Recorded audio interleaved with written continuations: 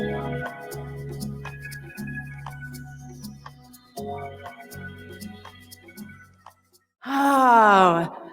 I get to see faces I haven't seen in a while. What a good time this is. Beloveds, I'm so glad you're here. Beloveds online, I am so glad you're here. So I wanted to begin this evening, that Amanda Gorman quote is perfect. If we were only courageous enough to see it, only courageous enough to be it.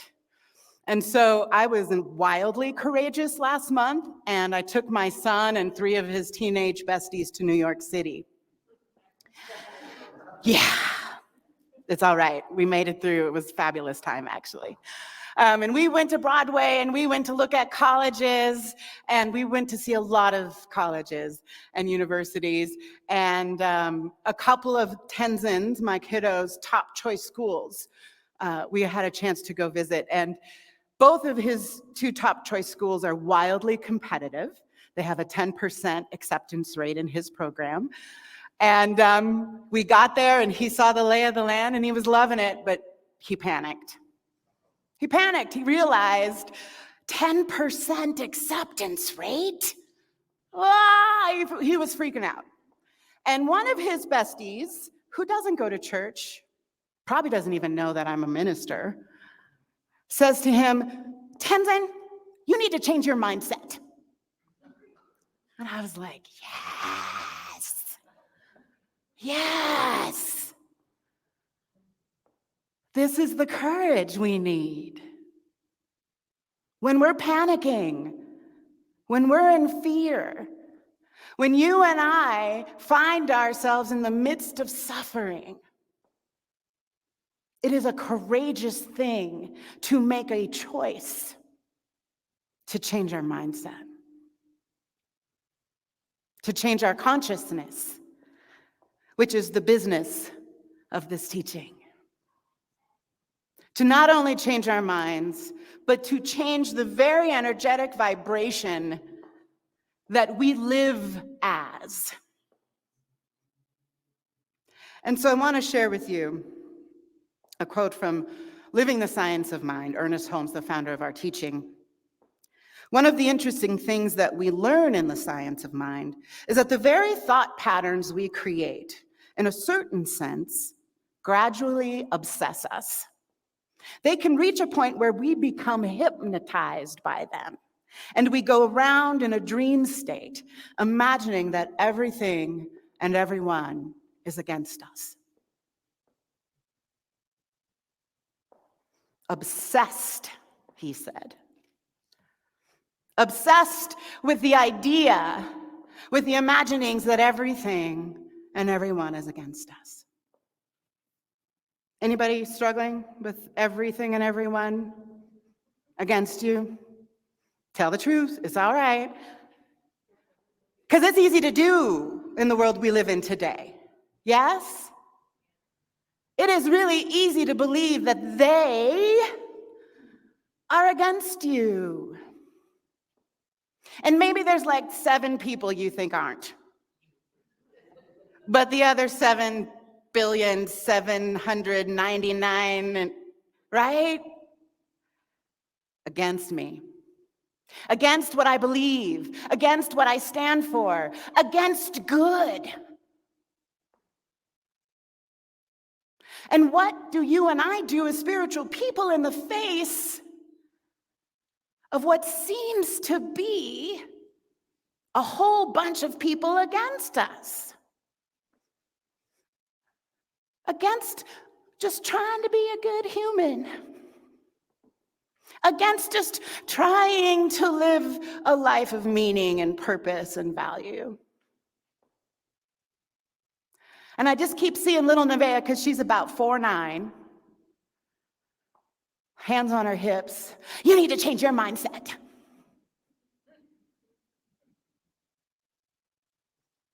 Because here's the deal, and it is a courageous thing, Amanda Gorman tells us. It is a courageous thing to see the light.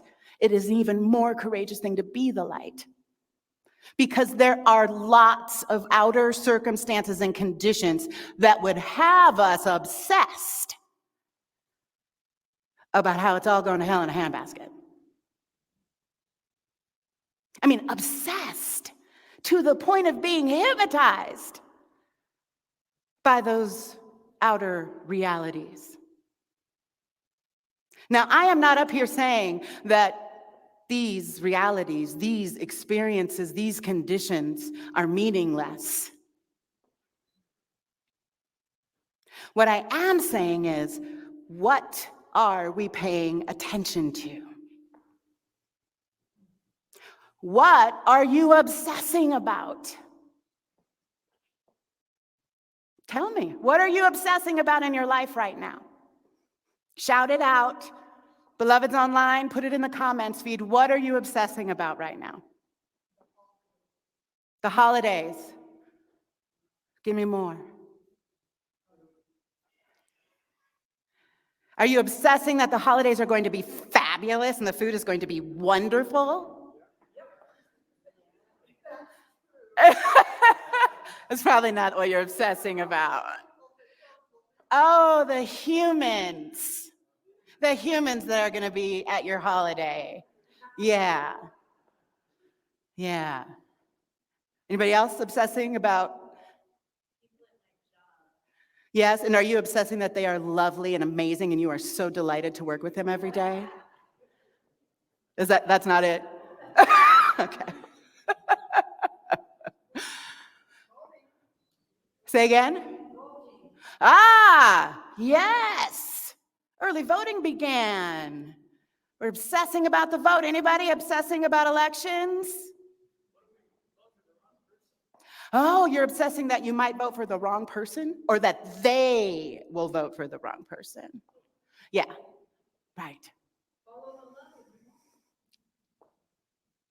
So here's the thing about obsession. I keep thinking about many in my generation and younger. We use that phrase a lot. Like we find something we love and are like, I'm obsessed with this. I got these new boots and I'm obsessed with them. This is a good use of our power. The thing about obsession and being hypnotized is that they in and of themselves are not a problem. Obsessing and allowing yourself to be hypnotized by a thought, by an idea, by a reality could be the very way you move out of your suffering. What is in the way is the way. And that there's nothing you have to do. You don't have to beat yourself up for obsessing. You don't have to try to fix the fact that you have obsessive thoughts. Anybody in here somehow managed to live a life without monkey mind and obsessive thoughts? Because really, raise your hand. I'm gonna bring you up. Come on. Share with the people. Because it is work. But here's the good news. Our minds are meant to run. Our brains are meant to be the fully active computer that they are in motion at all times. But what if you and I decided to use that power for good? I'm always telling the little ones who seem like they are the extra bad kids. They're my favorite. Because I'm like, just use that power for good, baby. All that, gonna change the world. The obsession can be a tool. The thing that you decide to have your attention completely taken away with could be the very good you are seeking. It also means that you get to acknowledge and meet yourself where you are. With the coworkers, with the people you're going to gather around a table with over the holidays, with all the humans voting, including yourself. It's like you get to be with that worry and say, okay, I'm obsessing about this. I am running this in my head hours upon hours upon hours. What happens when I turn it on its head? What happens when I decide that there is a light to be found in coworkers? And I'm going to actively now obsess about this circumstance in my life, and I'm going to obsessively look for the good in it. I'm going to obsessively know that they too are made of this God stuff. I am going to obsessively know that this election is a part of a greater good unfolding in reality that I do not have to understand. I'm going to obsess on that. Instead of what if it all goes to hell in a handbasket? What if it all is heaven on earth right now? What if that?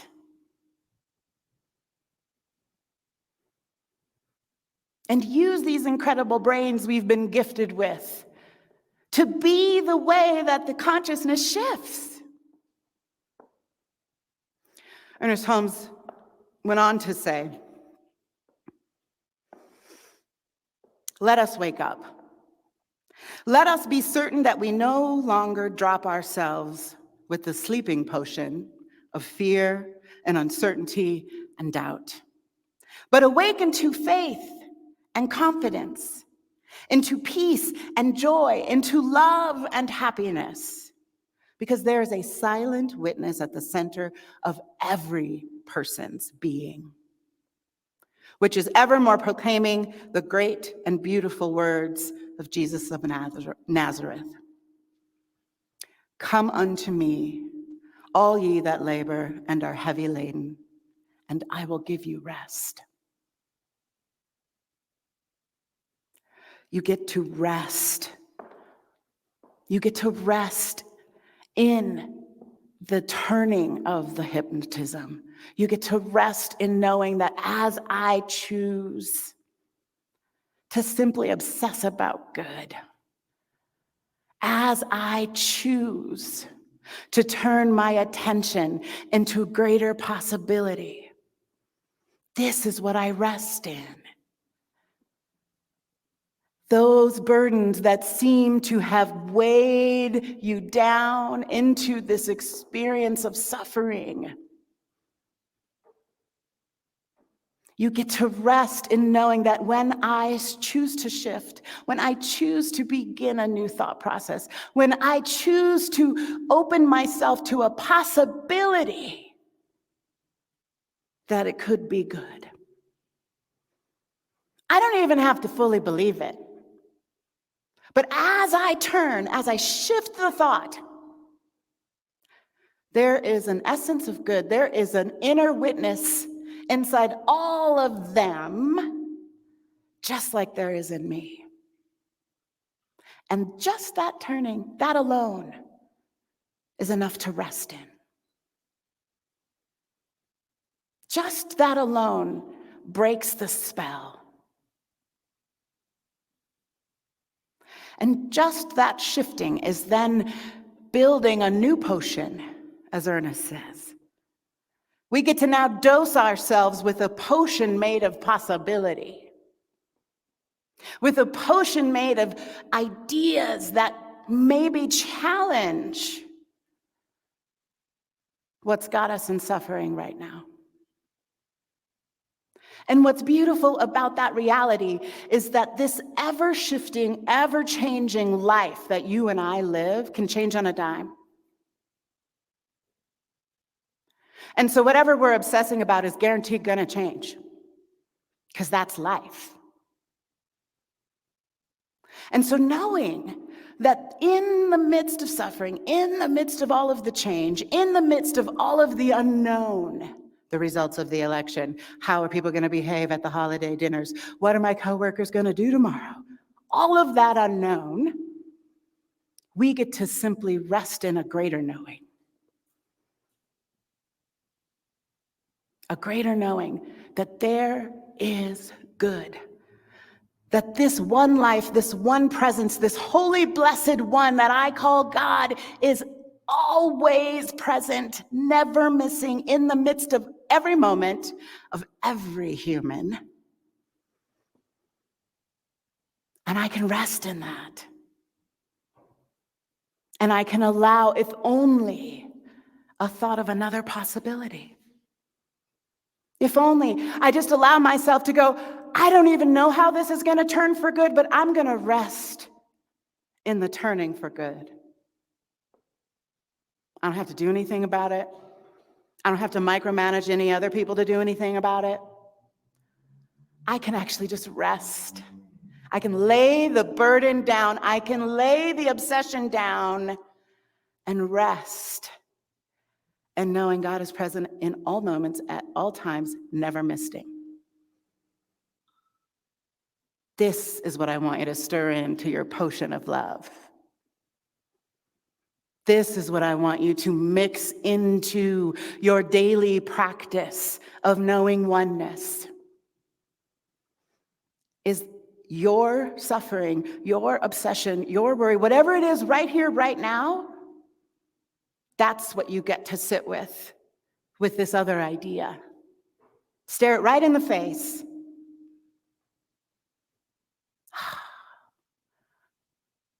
I am going to rest in a greater reality. I am going to allow myself to begin to obsess on the omnipresence of the One.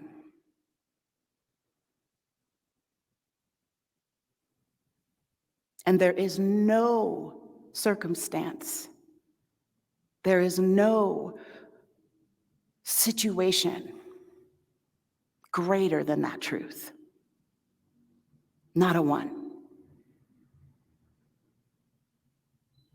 And you get to give that to yourself. And allow your hypnotizing to be one that is beautiful. To be one that is absolutely a potion that you can dose yourself with, that is full of love and grace and ease and peace and joy. You and I each have a choice to do that. So that's your homework. That's the choice you get to make in your particular set of circumstances, and your particular pain, and your particular worry. Even if this is true, you get to say. Even if this thing is crumbling before my eyes, even if people are acting up, I am going to choose to obsessively know that there is only one, and that one is present in all of this, even if I can't see it. Make the courageous choice. Make a new potion, one that does not put you to sleep. One that brings you into the greater reality that you are already living in. It is yours for the making. You get to mix in whatever you want.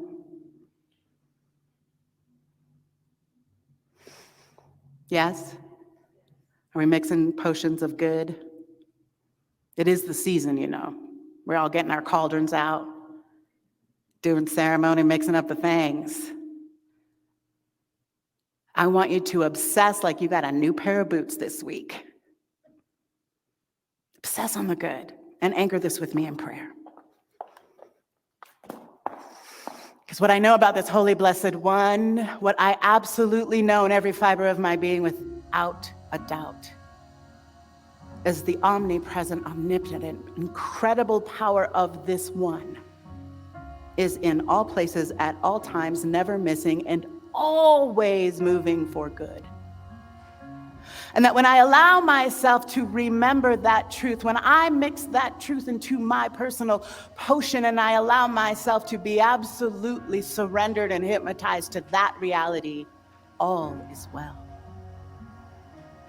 There is no experience of suffering when I allow myself to rest in that truth. And so I invite you right here and right now to say a holy, sacred yes to that truth. to open yourselves up to that greater reality and allow yourselves to be absolutely hypnotized by it, by the one that has made you, put breath in your body, has appointed you on this planet right here at this time on purpose, by divine appointment, so nothing has gone wrong.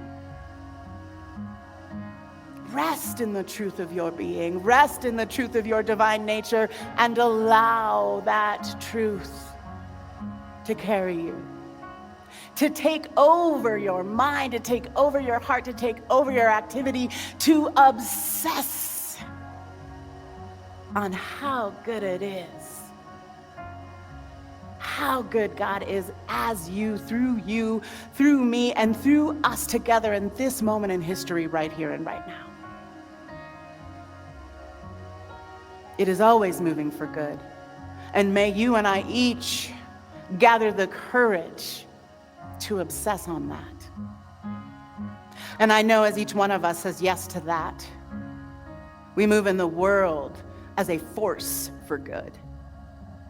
We move in our lives, we move in our relationships, we move in our bodies as a force for good, and it makes all the difference. And so I just let that be with profound gratitude for how good God is as you, and at this moment in time that we get to be together as the divine expressions of the Holy Blessed One. Thank you, God.